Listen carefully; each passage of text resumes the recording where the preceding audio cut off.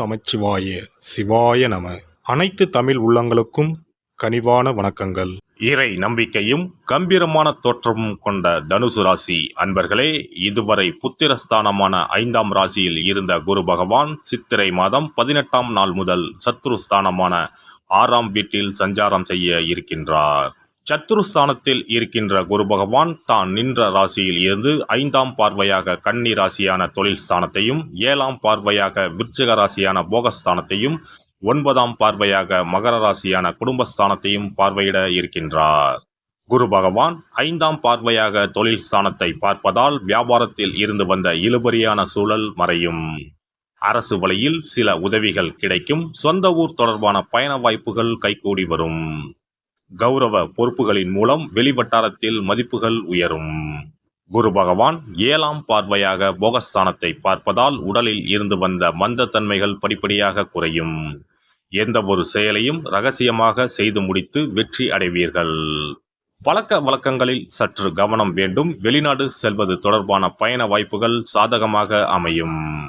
குரு பகவான் 9ஆம் பார்வையாக குடும்பஸ்தானத்தை பார்ப்பதால் குடும்பத்தில் இருந்து வந்த கருத்து வேறுபாடுகள் நீங்கி ஒற்றுமை அதிகரிக்கும். மனதிற்கு பிடித்த விதத்தில் உணவுகளை உண்டு மகிழ்வீர்கள். தனவரவுகளில் இருந்து வந்த தடைகள் விலகும். விலை உயர்ந்த பொருட்களை வாங்கி மகிழ்வீர்கள். குரு பகவான் புத்திரஸ்தானத்தில் நிற்பதால் தந்தை வழி உறவினர்களிடத்தில் சூழ்நிலை அறிந்து செயல்படுவது நன்மதிப்பை உண்டாக்கும். எதிலும் நேர்மறையான எண்ணங்களை வளர்த்து கொள்வது மன அமைதியை ஏற்படுத்தும்.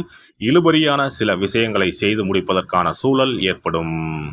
நெருக்கடியாக இருந்தவர்கள் விலகிச் செல்வார்கள். சஞ்சலமான சிந்தனைகளால் குழப்பங்கள் ஏற்படும். நீண்ட நேரம் கண் விழிப்பதை தவிர்ப்பது நல்லது. நட்சத்திர சஞ்சார பலன்கள். குரு பகவான் கிருத்திகை நட்சத்திரத்தில் சஞ்சரிப்பதால் உத்தியோக பணிகளில் பதற்றமின்றி செயல்படவும். வெளியூர் பயணங்களில் இருந்து வந்த தடைகள் விலகும். கடன் சார்ந்த பிரச்சனைகள் குறையும். உடல் ஆரோக்கியம் சார்ந்த விஷயங்களில் கவனம் வேண்டும். குரு பகவான் ரோகிணி நட்சத்திரத்தில் சஞ்சரிப்பதால் எதிர்பாராத சில அதிர்ஷ்டகரமான வாய்ப்புகள் உண்டாகும். நீண்ட நாட்களாக தடைப்பட்ட வரவுகள் கிடைக்கும். வியாபார பணிகளில் சிறு சிறு தேக்க நிலைகள் உண்டாகும். உறவினரிடத்தில் பொறுமையுடன் செயல்படுவது நன்மதிப்பை உண்டாக்கும். குரு பகவான் மிருகசிரிச நட்சத்திரத்தில் சஞ்சரிப்பதால் குழந்தைகளிடத்தில் பயனற்ற விவாதங்களை தவிர்ப்பது நல்லது. பூர்வீக சொத்துக்களால் சிறு சிறு விரயங்கள் ஏற்படும். வெளியூர் பயணங்களில் இருந்து வந்த தாமதங்கள் குறையும். வியாபார அபிவிருத்திக்கான முயற்சிகளில் சிந்தித்து செயல்படவும். குரு பகவானின் வக்கரகால சஞ்சாரத்தின் போது கொடுக்கல் வாங்கலில் லாபம் ஏற்படும். வியாபாரத்தில் இருந்து வந்த போட்டிகள் படிப்படியாக குறையும். உடல் ஆரோக்கிய பிரச்சனைகள் கட்டுப்பாட்டுக்குள் வரும். நீண்ட நாட்களாக தடைப்பட்டு வந்த சுபகாரியங்கள் கைகூடி வருவதற்கான சூழல் ஏற்படும். பெண்களை பொறுத்தவரை தனவரவில் இருந்து வந்த சில நெருக்கடிகள் குறையும். விலை உயர்ந்த பொருட்களின் சேர்க்கை உண்டாகும். உங்கள் கருத்துகளுக்கு உண்டான ஆதரவு கிடைக்கும். அரசு சார்ந்த உதவிகள் கிடைக்கப் பெறுவீர்கள். வெளியூர் பயணங்களில் இருந்து வந்த தாமதங்கள் விலகும். பணிபுரியும் இடத்தில் இருந்து வந்த சில நெருக்கடிகள் குறையும். மாணவர்களுக்கு சஞ்சலமான சிந்தனைகளால் குழப்பம் உண்டாகும். உடல் ஆரோக்கிய விஷயத்தில் கவனம் வேண்டும். தொழில் கல்வியில் முன்னேற்றம் ஏற்படும். விளையாட்டு தொடர்பான விஷயங்களில் சற்று கவனத்தோடு இருக்கவும். பிறமொழி சார்ந்த விஷயங்களில் ஆர்வம் ஏற்படும். உத்தியோகஸ்தர்கள் அலுவலகத்தில் எதிர்பார்த்த சில பொறுப்புகள் கிடைப்பதில் தாமதம் ஏற்படும். உங்கள் மீதான நம்பிக்கையில் சில மாற்றங்கள் உண்டாகும். எதிலும் திறமையோடு செயல்பட்டு பாராட்டுகளை பெறுவீர்கள். புதிய வேலை சார்ந்த தேடலில் எதிர்பார்ப்புகள் நிறைவேறும். பயணங்களின் மூலம் அனுகூலமும் லாபமும் ஏற்படும். உடல் ஆரோக்கிய பிரச்சனைகள் குறையும். வியாபாரிகள் வியாபார பணிகளில் இருந்து வந்த மந்த நிலைகள் நீங்கி முன்னேற்றமான சூழல் ஏற்படும். அரசு வழியில் சில உதவிகள் கிடைக்கும். புதிய முயற்சிகளில் இருந்து வந்த தாமதங்கள் விலகும். வாடிக்கையாளர்களின் எண்ணங்களை புரிந்து கொண்டு சில மாற்றங்களை செய்வீர்கள்.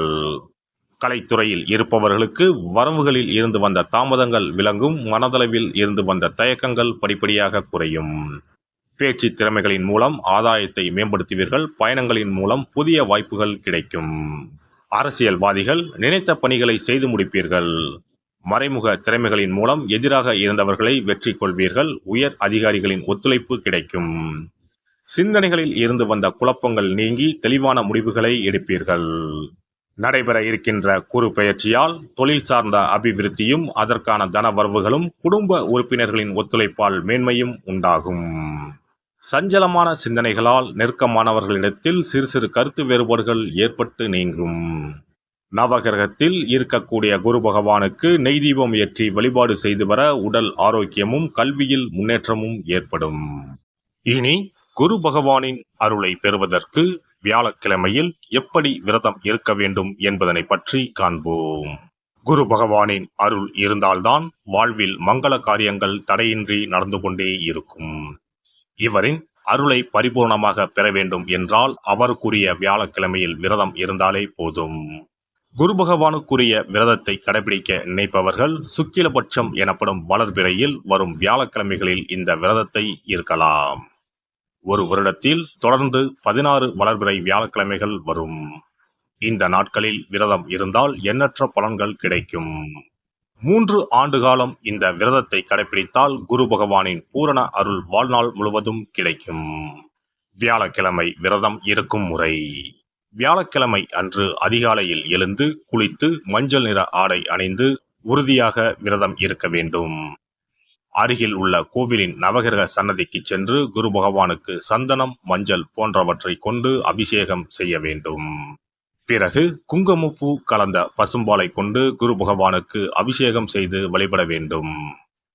மஞ்சள் நிற பூக்கள் சாற்றி மஞ்சள் நிற இனிப்புகளை நைவேத்தியம் செய்து வழிபட வேண்டும். மாலை நேரத்தில் மஞ்சள் நிற இனிப்புகள், ஆடைகள் போன்றவற்றை வறுமை நிலையில் இருப்பவர்களுக்கு தானமளிப்பது நல்லது.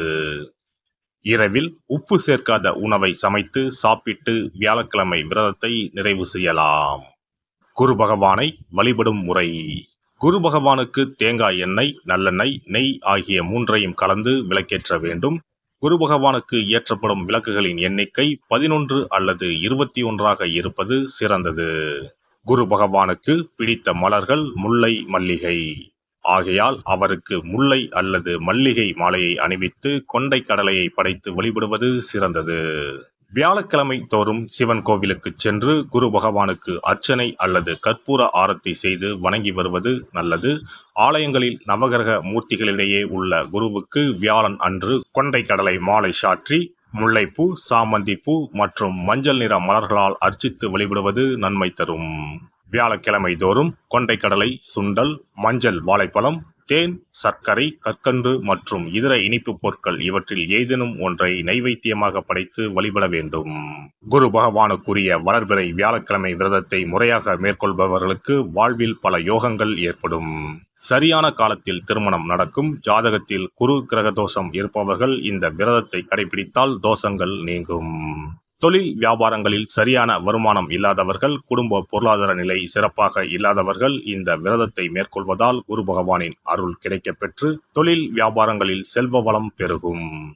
எல்லாம் வல்ல இறையருளால் நீங்களும் உங்கள் அன்பு குடும்பமும் உடல் நலம், நீலாயுள், நிறை செல்வம், உயர் புகழ், மெய்ஞானம் ஓங்கி வாழ்க வளமுடன். இந்த வீடியோ பதிவு உங்களுக்கு பிடித்திருந்தால் லைக் பண்ணுங்க, கமெண்ட் பண்ணுங்க, ஷேர் பண்ணுங்க, மறக்காம சப்ஸ்கிரைப் பண்ணுங்க, பக்கத்துல இருக்கிற பெல் பட்டனை கிளிக் பண்ணுங்க. நன்றி, வணக்கம். ஓம் நமச்சிவாய. சிவாய நம.